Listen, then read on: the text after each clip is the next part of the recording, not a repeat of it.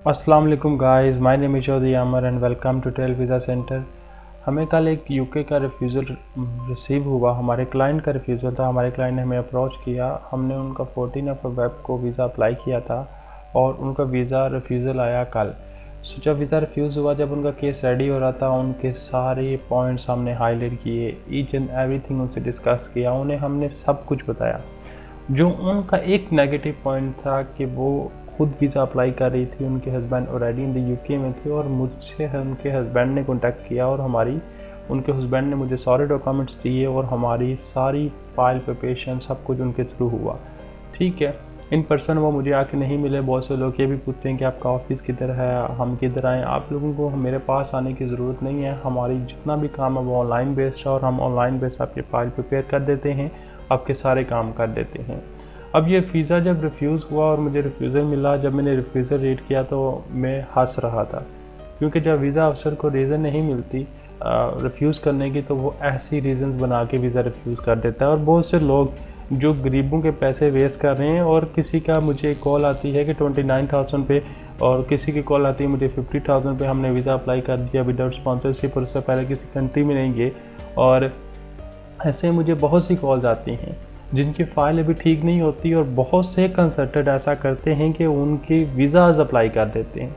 मुझे इस बात की समझ नहीं आती कि आप लोगों का पता नहीं दिमाग सोया हुआ होता है या फिर आप लोगों का दिमाग काम नहीं करता। और जब मुझसे बात करते हैं, जब मैं गाइड करता हूँ कि ऐसा नहीं करना चाहिए, आप लोगों को वेट करना चाहिए, ऐसी प्रोफाइल पे वीज़ा नहीं अप्लाई करना चाहिए, तो मुझसे आगे क्वेश्चन रेज़ किए जाते हैं कि आप ऐसा कैसे कह सकते हैं। सो ऐसे लोग अक्सर किसी के पास जाते हैं, अपने पैसे वेस्ट करते हैं, अपनी फीलिंग्स को, अपने इमोशंस को, सबके साथ वो लोग प्ले करते हैं उनके साथ। ठीक है, उनके पैसे भी ले लेते हैं, फीलिंग्स के साथ भी लोग प्ले करते हैं। और फिर क्या होता है, एट द एंड उनके हाथ में एक रिफ्यूज़ल होता है और फिर लोग कहते हैं कि यूके वीज़ा नहीं देता। यूके वो कंट्री है जो आपको बहुत ईजी वीज़ा दे देती है अगर आपके सारे सर्कमस्टांस क्लियर हों, उसके पास हों, आपकी टाइज, आपके पर्पज़ ऑफ विज़िट, और आप फाइनेंशियली जितने भी आपकी सिचुएशन है उसको डिस्क्राइब कर सकें, डिफाइन कर सकें उसके सामने। ठीक है, अपने सर्कमस्टांसेस को। ये जो केस हमने रेडी किया था, इनका केस ऑलमोस्ट रेडी था जब इन्होंने मुझे अप्रोच किया, और इनका केस ऑलमोस्ट रेडी था। इसके केस में हमने सारे डॉक्यूमेंटेशन इनकी कंप्लीट थी। जब इन्होंने अप्रोच किया तो मैंने केस देखा, तो मैंने केस में इनके साथ डिस्कस किया कि आपका सारा केस ठीक है। एक नेगेटिव पॉइंट है, क्योंकि इनके हस्बैंड विजिटर गए थे और वहाँ पे जाके उन्होंने एसाइलम अप्लाई कर लिया था। तो मैंने कहा ये एक नेगेटिव पॉइंट है आपके केस में, और इसके अलावा कोई भी पॉइंट आपका नेगेटिव नहीं है, पूरी प्रोफाइल परफेक्ट थी।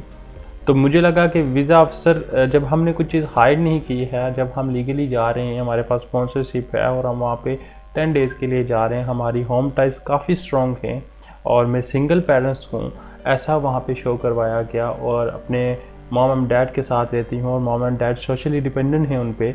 सो यहाँ पे ये सारी चीज़ें, और वर्किंग वूमेन है, ये सारी चीज़ें ये शो करती थी कि इनके टाइज काफ़ी स्ट्रॉन्ग हैं और ये यूके से वापस आएंगी, ज़रूर आएंगी। क्योंकि एक 4 साल की बच्ची इनकी ये पीछे छोड़ के जा रही थी, वो भी 10 डेज़ के लिए, वो बहुत मुश्किल था उसको मैनेज करना, उसके बैक फैमिली उसको मैनेज करती बच्ची को।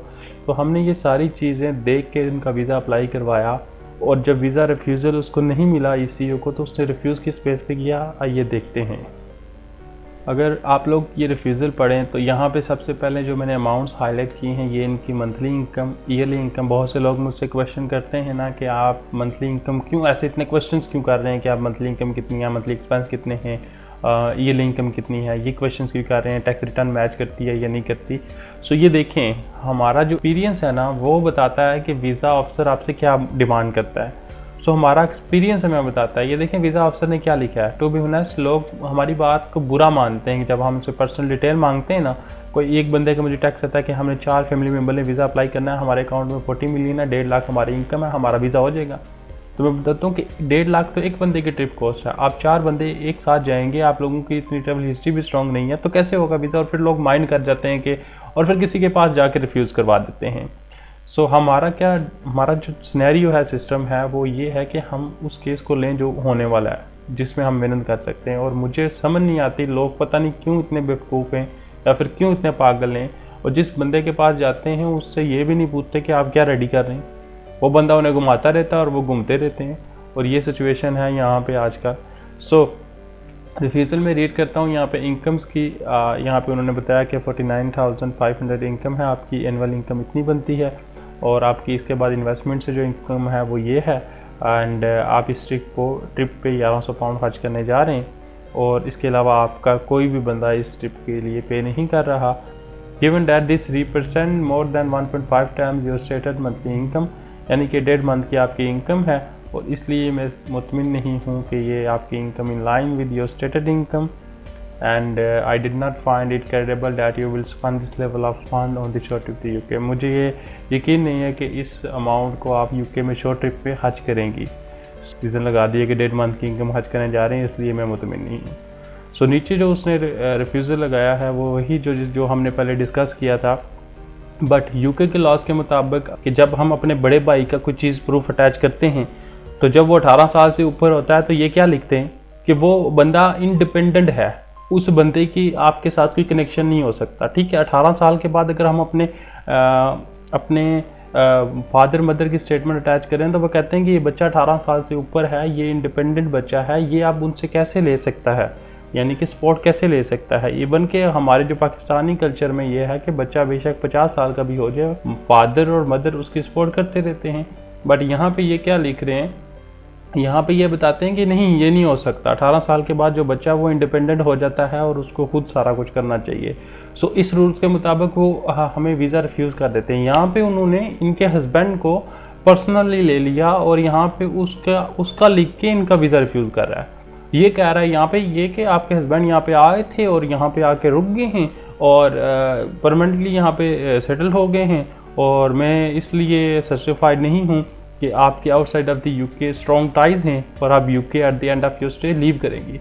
तो इनको इनके टाइज़ नज़र नहीं आए, इनकी 4 साल की बेटी नज़र नहीं आई, इनकी जॉब जो लास्ट 2 ईयर से हो रही है वो नज़र नहीं आई, इनके मॉम एंड डैड नज़र नहीं आए, इनकी प्रॉपर्टी नज़र नहीं आई, इनकी जो bank statement very healthy statement थी जो 20 लाख से अबव थी वो इनको नज़र नहीं आई, और इनको सिर्फ ये नज़र आया कि आपके हस्बैंड यहाँ पे रुक गए हैं और आप यहाँ पे जो है ना आके यहाँ से वापस नहीं जाएंगी। इतना परफेक्ट केस जिसमें कोई भी इशू ना हो, ऐसे केसेस रिफ्यूज़ हो जाते हैं।